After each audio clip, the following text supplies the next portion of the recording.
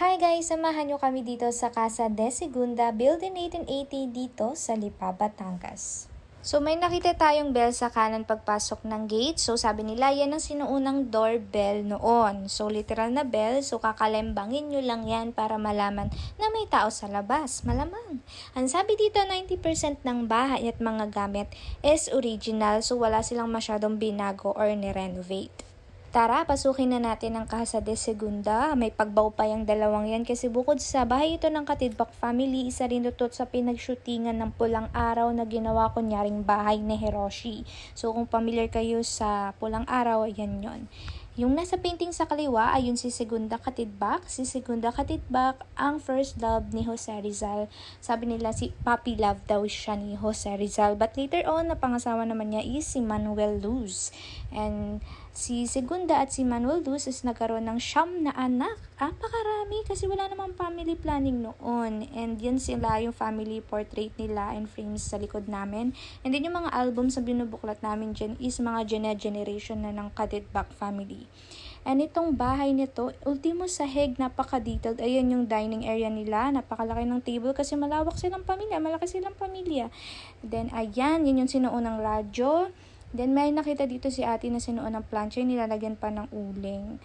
Ayan. So bago tayo umakyat sa second floor, merong unang kwarto dito. Parang ito yung pinaka-opisina nila Manuel Luz kung saan sila nagmi-meeting ng kanilang samahan. Yan. Kung anong gagawin nila, since ito is World War II. So sabi kasi nila dapat merong receiving area, yung mga bisita, hindi direct agad dun sa pinakataas. So ito yung ginamit nilang opisina.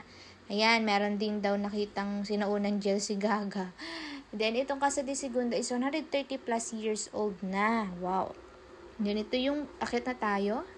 Ayan, montage natin. Yung pinaka floor, pala yung hagdan, is walang pa akong ginamit dyan. Then, nalimutan ko yung pinaka kahoy.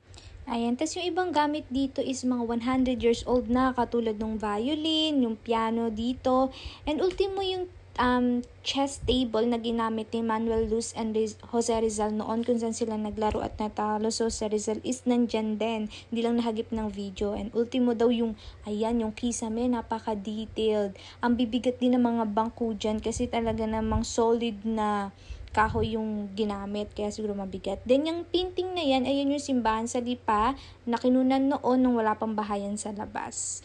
So, ayan, pasukin na natin ang unang kwarto sa kanan. Pero yung nakita nyo sa kaliwang may mga cross doon sila nagdadasal dati. Yung unang kwarto sa kanan, yan yung kwarto ni Manuel Luz at Segunda. Napakaliit lang ng kama noon, no? Pero good for two na yan kasi sabi nila hindi naman daw ganun kalalaki ang mga tao noon.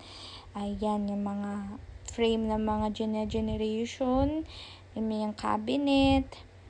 And ayan, may nakita si ate dyan dictionary dyan sa tocador.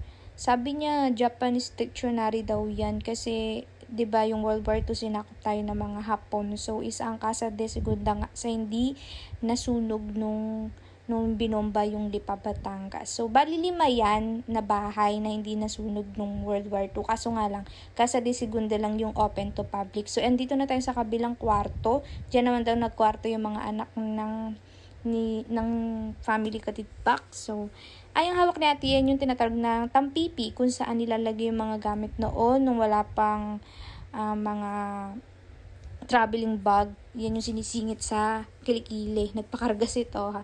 Then yan yung mga, yung kama na yan nilagyan na ng foam. Pero noon, banig lang naman sila, sa sahig lang sila natutulog. Paglabas namin sa kwarto, dun sa kaliwa, dyan naman may tagusan sila papunta dun sa pinaka-balcony nila sa taas. Alam ko may tawag sa balcony noon nalimutan ko yung word, pero yon. Then sabi ni renovate na din naman daw nila yan, pero dati pa naman din nila renovate kasi gumuho daw yun. Then nakita din naman pala namin yung damit ni Segunda Katidbak na nakasuot sa manikin. Sabi yun daw talaga yung damit ni Segunda. Grabe, no? Then may kape din dyan, puno ng kape kasi kilala ang Batangas, ang Lipa Batangas sa kape. Yumaman sila sa kape. So if you want to visit Casa de Segunda, open naman sila sa public. Then yan. Bye-bye!